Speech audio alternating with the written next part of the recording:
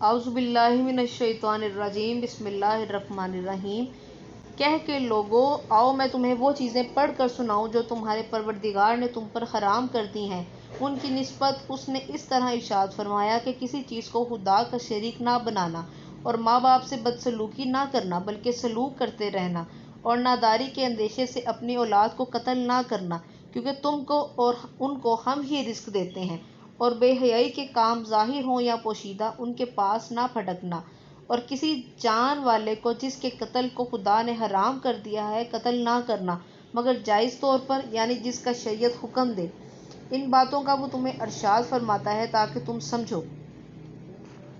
اور یتیم کے مال کے پاس بھی نہ جانا مگر ایسے طریق سے کہ بہت ہی پسندیدہ ہو، یہاں تک کہ وہ جوانی کو پہنچ جائے، اور ناپ تول انصاف کے ساتھ پوری کیا کرو۔ ہم کسی کو تکلیف نہیں دیتے مگر اس کی طاقت کے مطابق، اور جب کسی کی نسبت کوئی بات کہو تو انصاف سے کہو، گو وہ تمہارا رشتہ دار ہی ہو، اور خدا کے عہد کو پورا کرو۔ ان باتوں کا خدا تمہیں حکم دیتا ہے تاکہ تم نصیحت کرو،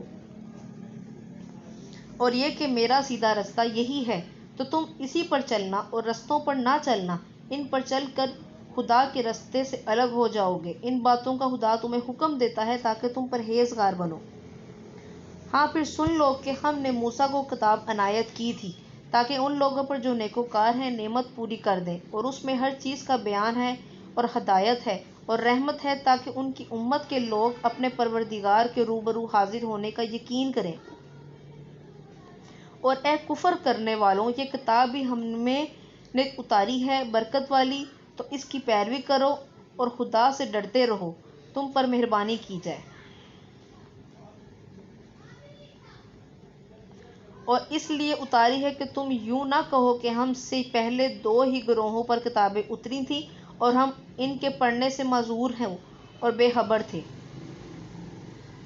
یا یہ نہ کہو کہ اگر ہم پر بھی کتاب نازل ہوتی تو ہم ان لوگوں کی نسبت کہیں سیدھے رستے پر ہوتے۔ سو تمہارے پاس تمہارے پروردگار کی طرف سے دلیل اور ہدایت اور رحمت آ گئی ہے، تو اس سے بھر کر ظالم کون ہوگا جو خدا کی آیتوں کی تکذیب کرے اور ان سے لوگوں کو پھیرے۔ جو لوگ ہماری آیتوں سے پھرتے ہیں، اور اس پھرنے کے سبب ہم ان کو بڑے عذاب کی سزا دیں گے۔ یہ اس کے سوا اور کس بات کے منتظر ہیں کہ ان کے پاس فرشتے آئیں یا خود تمہارا پروردگار آئے یا تمہارے پروردگار کی کچھ نشانیاں آئیں، مگر جس روز تمہارے پروردگار کی کچھ نشانیاں آ جائیں گی تو جو شخص پہلے ایمان نہیں لایا ہوگا اس وقت اسے ایمان لانا کچھ فائدہ نہیں دے گا، یا اپنے ایمان کی حالت میں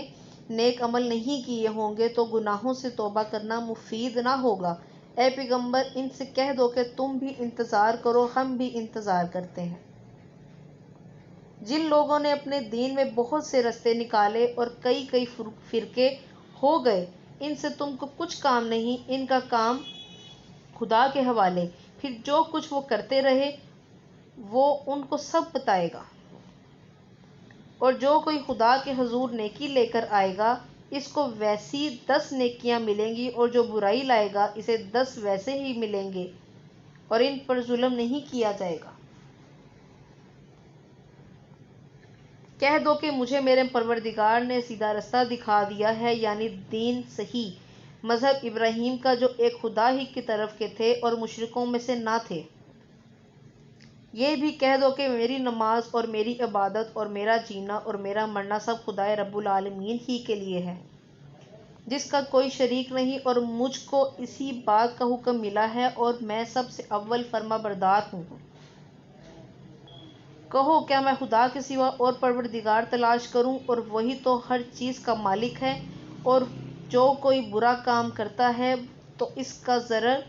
اسی کو ہوتا ہے، اور کوئی شخص کسی کے گناہ کا بوجھ نہیں اٹھائے گا۔ پھر تم سب کو اپنے پروردگار کی طرف لوٹ کر جانا ہے، تو جن جن باتوں میں تم اختلاف کیا کرتے تھے وہ تم کو بتائے گا، اور وہی تو ہے جس نے زمین میں تم کو اپنا نائب بنایا اور ایک کے دوسرے پر درجے بلند کیے، تاکہ جو کچھ اس نے تمہیں بخشا ہے اس میں تمہاری آزمائش ہے۔ بے شک تمہارا پروردگار جلد عذاب دینے والا ہے، اور بے شک وہ بخشنے والا مہربان بھی ہے۔